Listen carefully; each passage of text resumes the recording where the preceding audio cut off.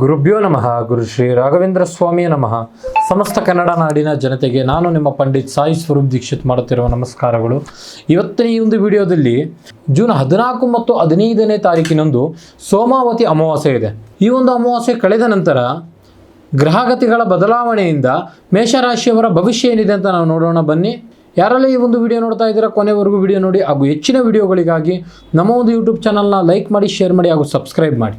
11ನೇ ಮನೆಯಲ್ಲಿ ಶನಿ ಹಾಗೆ 2ನೇ ಮನೆಯಲ್ಲಿ ಗುರು ಇರೋದ್ರಿಂದ ನಿಮ್ಮ ಒಂದು ಆರ್ಥಿಕ ಸ್ಥಿತಿಯಲ್ಲಿ ದ್ವಿಗುಣ ಪ್ರಗತಿ ಆಗಲಿದೆ. ಕೈ ಬಿಟ್ಟು ಹೋಗಿರ್ತಕ್ಕಂಥ ಹಣ ನಿಮಗೆ ವಾಪಸ್ ಸೇರುವಂತದ್ದು. 12ನೇ ಮನೆಯ ರಾಹುವಿನಿಂದಾಗಿ ಆನ್ಲೈನ್ ಬಿಸ್ನೆಸ್ ಯಾರೆಲ್ಲ ಮಾಡ್ತಾ ಇದ್ದೀರಾ ಅವರಿಗೆಲ್ಲ ಒಂದು ಆದಾಯ ಹೆಚ್ಚುವಂತದ್ದು. ಈ ಒಂದು ರಾಶಿಯವರ ಒಂದು ವೃತ್ತಿಯ ವಿಚಾರದಲ್ಲಿ ನಾವು ಹೇಳೋದಾಯ್ತು ಅಂತ ಹೇಳಿದ್ರೆ, ನಿಮ್ಮ ಒಂದು ರಾಶಿಯ ಅಧಿಪತಿ ಮಂಗಳನಿಂದ ಹಾಗೆ ಇದರ ಜೊತೆಗೆ ಒಂದು ಕರ್ಮಸ್ಥಾನದಲ್ಲಿ ಶನಿ ಇರೋದ್ರಿಂದ ಉದ್ಯೋಗದಲ್ಲಿ ನಿಮಗೆ ತುಳಿಯುತ್ತಿರ್ತಕ್ಕಂಥ ಶತ್ರುಗಳು ತಾವಾಗೆ ಹಿಂದೆ ಸರಿಯುವಂತ ನಿಮ್ಮ ಒಂದು ಲೀಡರ್ಶಿಪ್ ಗುಣಕ್ಕೆ ಹೆಚ್ಚಿನ ಮನ್ನಣೆ ಹಾಗೂ ಹೆಚ್ಚಿನ ಒಂದು ಅಧಿಕಾರ ಸಿಗುವಂತ ಸಾಧ್ಯತೆಗಳು ಬಹಳ ಇದೆ. ಇನ್ನು ವ್ಯವಹಾರಿಕ ವಿಚಾರದ ಬಗ್ಗೆ ನಾನು ನಿಮಗೆ ತಿಳಿಸ್ಕೊಡೋದಾಯ್ತು ಅಂತ ಹೇಳಿದ್ರೆ, ಬುಧ ಮತ್ತು ಶುಕ್ರನ ಅನುಕೂಲ ಸಂಚಾರದಿಂದ ನಿಮ್ಮ ಒಂದು ಮಾತಿನ ಚಾತುರ್ಯತೆ ಹೆಚ್ಚಾಗುತ್ತದೆ. ಗ್ರಾಹಕರನ್ನ ಸುಲಭವಾಗಿ ನಿಮ್ಮ ಕಡೆ ಸೆಳೆಯುತ್ತೀರಿ. ಹೊಸ ಒಪ್ಪಂದಗಳಿಗೆ ಸಹಿ ಹಾಕಲು ಹಾಗೆ ವ್ಯವಹಾರದಲ್ಲಿ ಒಂದು ಪಾರ್ಟ್ನರ್ಶಿಪ್ ವ್ಯವಹಾರ ಮಾಡಲು ಈ ಸಮಯ ಒಂದು ಅತ್ಯಂತ ಯಶಸ್ಸಾಗಲಿದೆ. ಸೋಮಾವತಿ ಅಮಾವಾಸ್ಯೆಯ ನಂತರ ಚಂದ್ರನ ಬಲ ಒಂದು ವೃದ್ಧಿಸೋದ್ರಿಂದ, ಕುಟುಂಬದ ಸ್ಥಾನದಲ್ಲಿ ಗುರುವಿನ ಸ್ಥಾನ ಇರೋದ್ರಿಂದ ಮನೆಯಲ್ಲಿರ್ತಕ್ಕಂಥ ಎಷ್ಟೋ ಕಲಹಗಳು ಸಮಾಧಾನ ತಂದುಕೊಳ್ಳುವಂಥದ್ದು. ಯಾರಿಗೆಲ್ಲ ಇನ್ನೂ ಸಹ ಮದುವೆ ಆಗಿಲ್ಲ ಅವರಿಗೆಲ್ಲ ಕಂಕಣ ಭಾಗ್ಯ ಕೂಡಿ ಬರುವಂಥದ್ದು.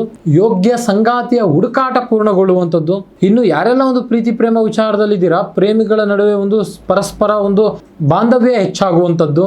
ಇನ್ನು ಒಂದು ಆರೋಗ್ಯದ ವಿಚಾರದ ಬಗ್ಗೆ ನಾವು ಗಮನ ಹರಿಸೋದಾದ್ರೆ, 6ನೇ ಮನೆಯಲ್ಲಿ ಕೇತುವಿನ ಸ್ಥಾನ ಇರೋದ್ರಿಂದ ನಿಮ್ಮ ಎಷ್ಟೋ ಒಂದು ಹಳೆಯ ಕಾಯಿಲೆಗಳು ಗುಣಪಡಿಸಲು ಸಹಾಯ ಮಾಡ್ತಾನೆ. ಆದರೆ ಇದರ ಆಪೋಸಿಟ್ 12ನೇ ಮನೆ ರಾಹು ಇರೋದ್ರಿಂದ ಅತಿಯಾದಂತಹ ಒಂದು ಯೋಚನೆಯಿಂದಾಗಿ ರಾತ್ರಿ ಸರಿಯಾಗಿ ನಿದ್ದೆ ಬರೋದಿಲ್ಲ. ಇದರಿಂದ ಪ್ರಾಣಾಯಾಮ ಧ್ಯಾನ ಮಾಡೋದು ಬಹಳ ಉತ್ತಮ. ಎಲ್ಲ ಗ್ರಹಗಳ ಸಂಚಾರವು ಶೇಕಡ ನಿಮಗೆ 80ರಷ್ಟು ಒಂದು ಶುಭ ಫಲಗಳನ್ನು ನೀಡುತ್ತದೆ. ಇನ್ನು ಉಳಿದಿರ್ತಕ್ಕಂಥ ಒಂದು 20% ನಕಾರಾತ್ಮಕ ಶಕ್ತಿಗಳನ್ನು ದೂರ ಮಾಡಿಕೊಳ್ಳಲು ನಾನು ಹೇಳುವಂತ ಈ ಒಂದು ನಿಯಮಗಳನ್ನು ಮಾಡಿ, ಪ್ರತಿ ಮಂಗಳವಾರ ಆಗಿರ್ಬೋದು ಇಲ್ಲ ಶನಿವಾರ ಆಗಿರ್ಬೋದು ಹನುಮಾನ್ ಚಾಲೀಸನ್ನು ಓದಿ ಹಾಗೂ ಹನುಮಾನ್ ದೇವಸ್ಥಾನಕ್ಕೆ ಭೇಟಿ ನೀಡಿ ದೀಪವನ್ನು ಹಚ್ಚಿ, ಹಾಗೆ ದೇವಸ್ಥಾನದ ಸಮೀಪದಲ್ಲಿರುವ ನಿರ್ಗತಿಗರಿಗೆ ಸಿಹಿ ತಿನಿಸುಗಳು ದಾನ ಮಾಡಿ, ಈ ಒಂದು ಸರಳ ಪರಿಹಾರ ಮಾಡೋದ್ರಿಂದ ಎಲ್ಲಾ ಗ್ರಹಗಳ ಒಂದು ನಕಾರಾತ್ಮಕ ಶಕ್ತಿಗಳು ನಿಮಗೆ ದೂರವಾಗುತ್ತದೆ. ಈ ಒಂದು ಅಮಾವಾಸ್ಯೆ ಕಳೆದ ನಂತರ ನಿಮ್ಮ ಒಂದು ಅವಧಿ ಅತ್ಯಂತ ಸುಖಕರವಾಗಿರುವಂತದ್ದು. ಇದಾಗಿತ್ತು ಒಂದು ಸೋಮಾವತಿ ಅಮಾವಾಸ್ಯೆಯ ಮೇಷರಾಶಿಯವರ ಒಂದು ಭವಿಷ್ಯ. ನಿಮ್ದು ಕೂಡ ಮೇಷರಾಶಿಯಾಗಿದ್ದರೆ ಜೈ ಹನುಮಾನ್ ಎಂದು ಕಮೆಂಟ್ ಮಾಡಿ ಹಾಗೂ ನಿಮ್ಮ ಸ್ನೇಹಿತರಿಗೆ ಈ ಒಂದು ವಿಡಿಯೋನ ಶೇರ್ ಮಾಡಿ. ಇನ್ನು ನಿಮ್ಮ ಜೀವನದ ಯಾವುದೇ ಸಮಸ್ಯೆ ಇರಲಿ, ಪ್ರೀತಿ ಪ್ರೇಮದಲ್ಲಿ ತೊಂದರೆ, ಗಂಡ ಹೆಂಡತಿ ಸಮಸ್ಯೆ, ಮನೆಯಲ್ಲಿ ಆಸ್ತಿ ವಿಚಾರ, ಕೋರ್ಟ್ ಕೇಸ್, ಜಾಗ ಜಮೀನು ಇತ್ಯಾದಿ ಆರೋಗ್ಯದ ಸಮಸ್ಯೆ ಯಾವುದೇ ಇದ್ದರೂ ಹಿಂದೆ ನಮ್ಮ ಕೆಳಕಾಣುವ ನಂಬರ್ಗೆ ಸಂಪರ್ಕಿಸಿ. ಸಾಧ್ಯವಾದಲ್ಲಿ ನೇರವಾಗಿ ಬಂದು ಭೇಟಿ ಮಾಡಿ. ಧನ್ಯವಾದಗಳು.